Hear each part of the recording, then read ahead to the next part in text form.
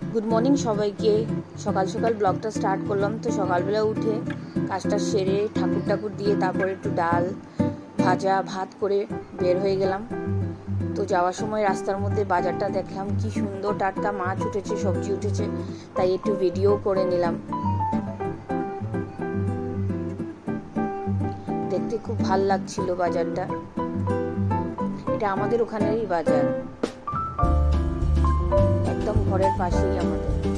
দেখুন রাস্তাটা কি ভাল লাগছে। তখন একটু একটু রৌদ্র উঠেছিল, চারপাশটা খুব সুন্দর। আকাশটা দেখুন ম্যাঘ, কি ভাল লাগছে। আসার সময় আজকের জন্য কিছু চকলেট চিপস নিয়ে নিলাম। আজকে আমাদের ঘরে চিদল চাটনি, আলু ভাজা, তারপর ডাল আর আলু কাকুল চারমগজ দিয়ে রান্না করা হয়েছে। তো ডাল আর আলু ভাজা আমি সকালবেলা করেই গেছিলাম। আজকে একদম সিম্পল রান্নাই হয়েছে, কারণ গতকালকে অনেক রিচ খাওয়ার হয়েছে, চিকেন তারপরে মাছ। সন্ধ্যার পরে আমি একটু চা বানিয়ে নিলাম। চা ছাড়া তো ভাল লাগে না, তো বেশিরভাগই চা খাওয়া হয় সন্ধ্যার পরে। কোনো দিন যদি ভালো লাগে না তখন চা খাই না, কিন্তু বেশিরভাগই চা খাওয়া হয়। তো চা খাওয়ার পরে শাশুড়ি মা দেখলাম কিছু নারিকেলের নাড়ু রেডি করছেন। তো এটা গুড় দিয়ে করা হয়েছে নারিকেলের নাড়ু। তো আমিও একটু হেল্প করলাম কয়েকটা বানাতে নারিকেলের নাড়ু।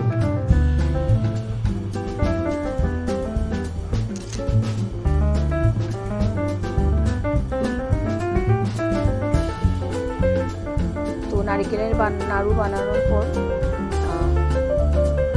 আমি একটু রেস্ট নিলাম, ঘর দৌড় একটু গোছালাম।